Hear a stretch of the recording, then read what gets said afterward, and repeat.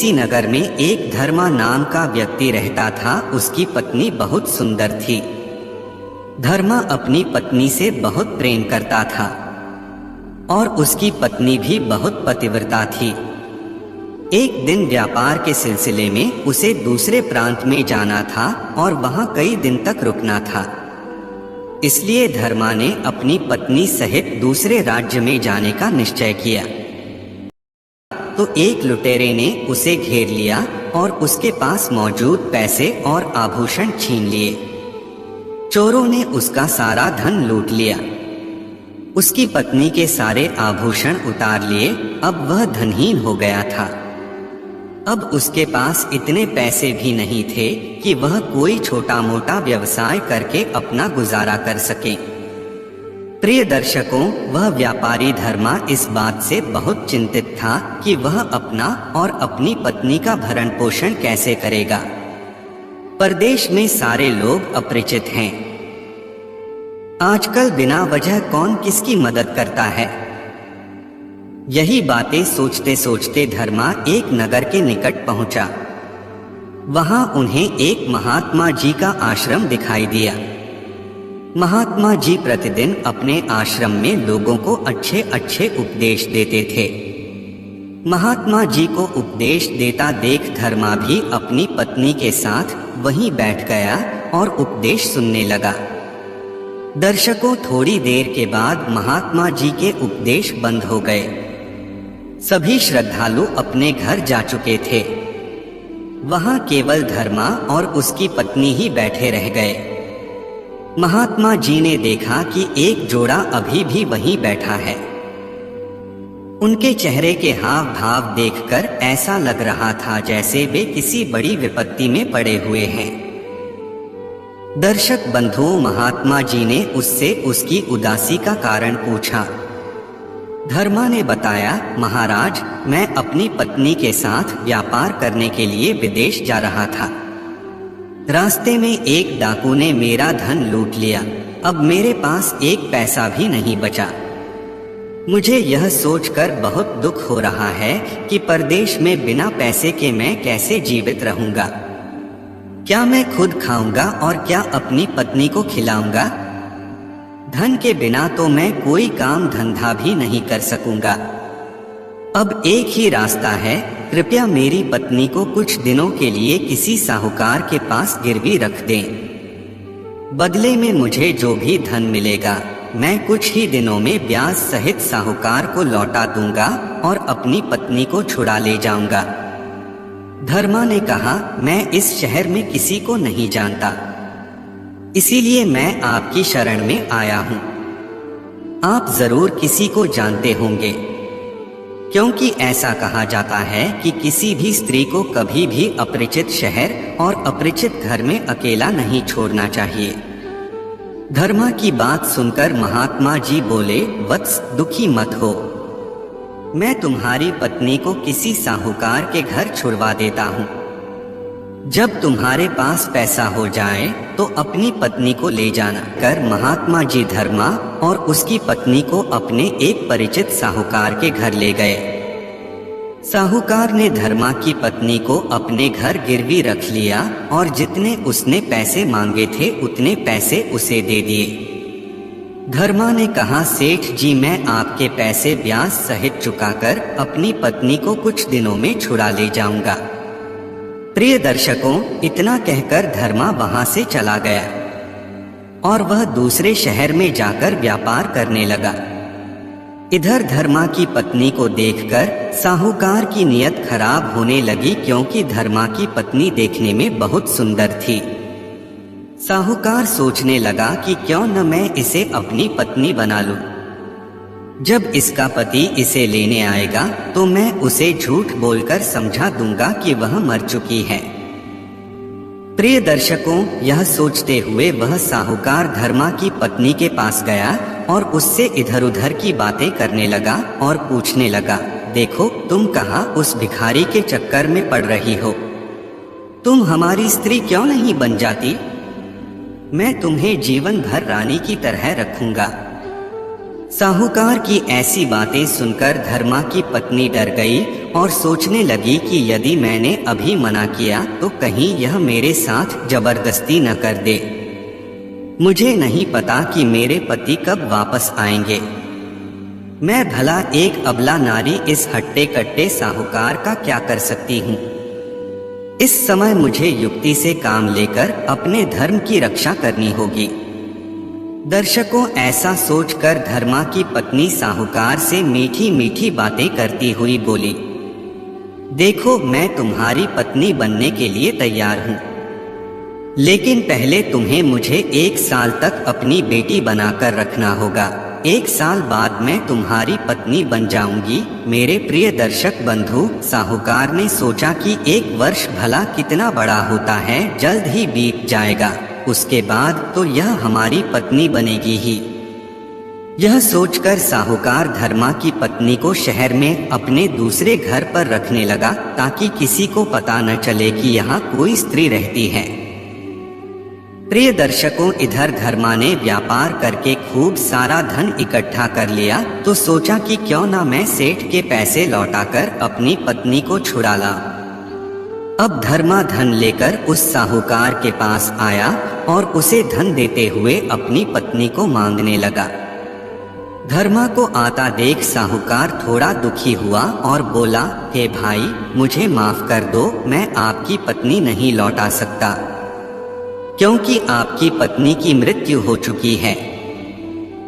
मैंने उसका बहुत इलाज करवाया लेकिन मैं उसे बचा नहीं सका। प्रिय दर्शकों, साहूकार के मुख से अपनी पत्नी की मृत्यु का समाचार सुनकर धर्मा को बहुत दुख हुआ। कहने लगा, सेठ जी, अब जो हुआ सो हुआ, लेकिन आप अपने पैसे ले लीजिए, मेरे सिर से आपके ऋण का भार उतर जाएगा।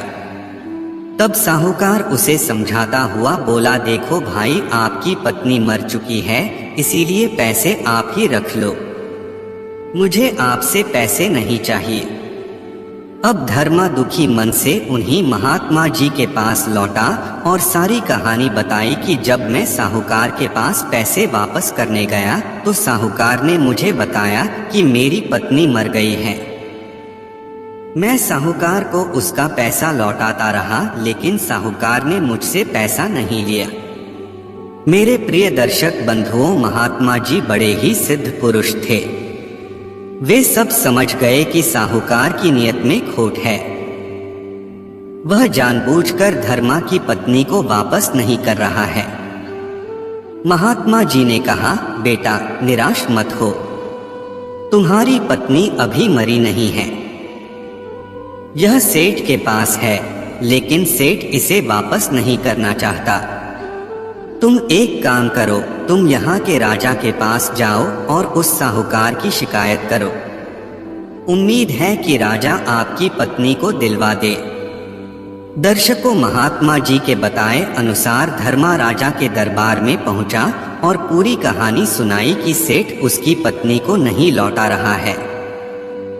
वो कह रहा है कि मेरी स्त्री मर गई है।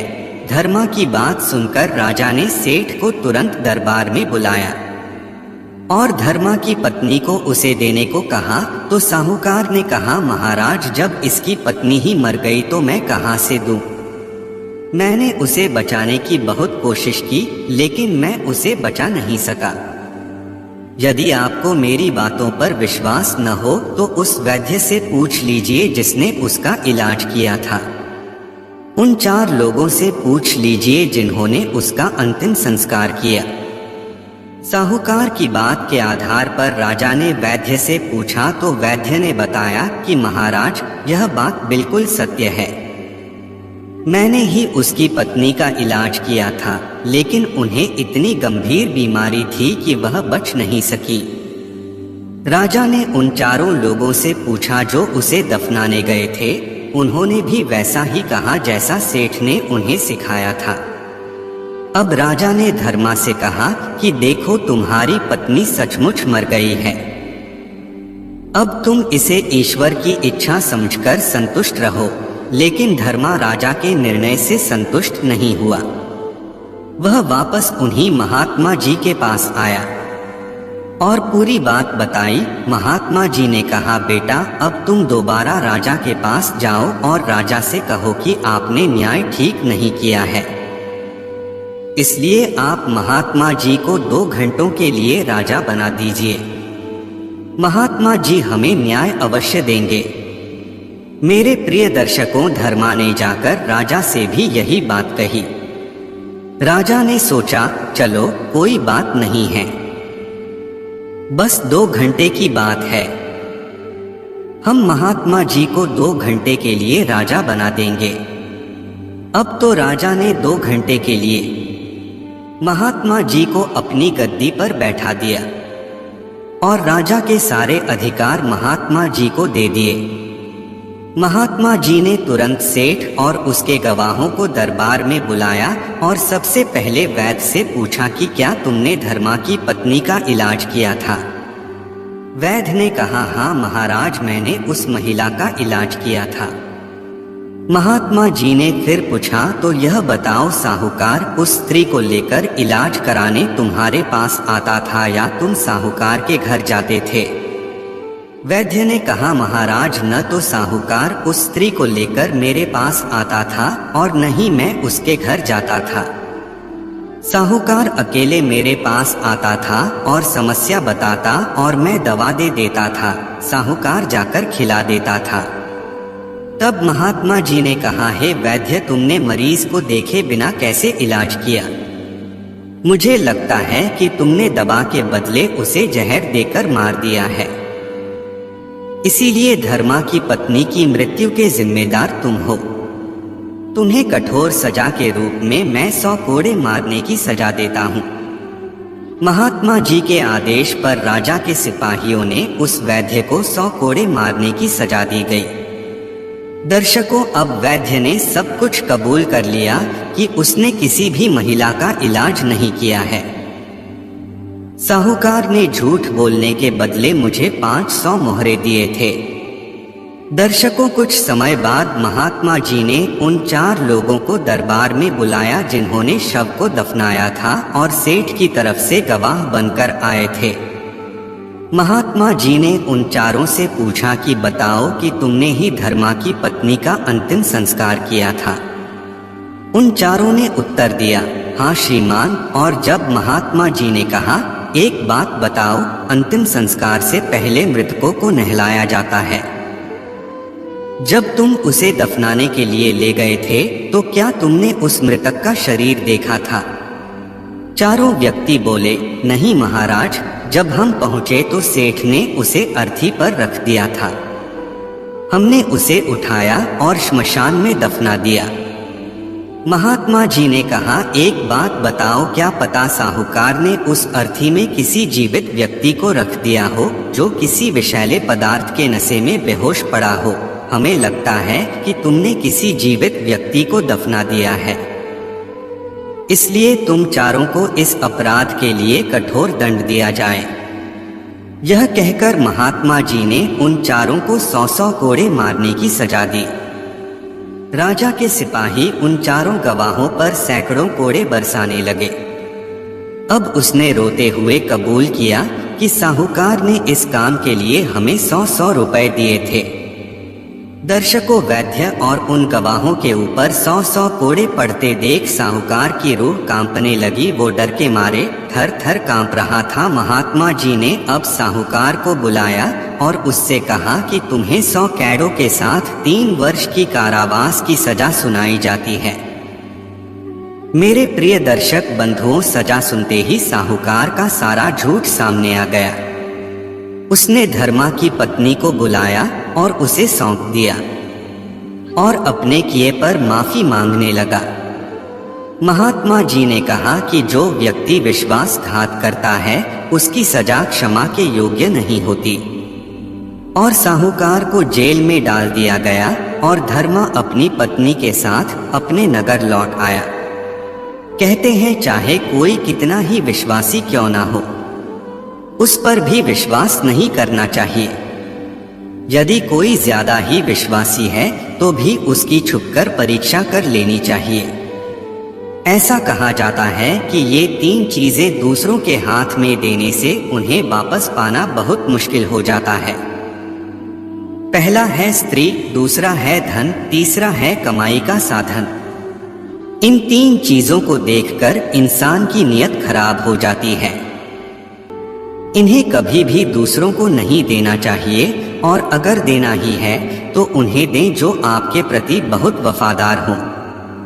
खास तौर पर जब बात पैसों और महिलाओं की हो तो कभी भी किसी पर भरोसा नहीं करना चाहिए, क्योंकि पैसा देखकर लालच पैदा होता है और स्त्री को देखने से वासना जागती है।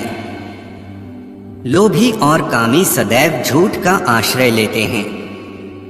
कृपया अपनी राय कमेंट में दें, और हाँ, हमारे वीडियो को लाइक करें और इस वीडियो को अपने दोस्तों और परिवार के साथ शेयर करें और सब्सक्राइब करें। आपका जीवन मंगलमय हो, इसी कामना के साथ मिलते अगले वीडियो में। आपका बहुत बहुत धन्यवाद।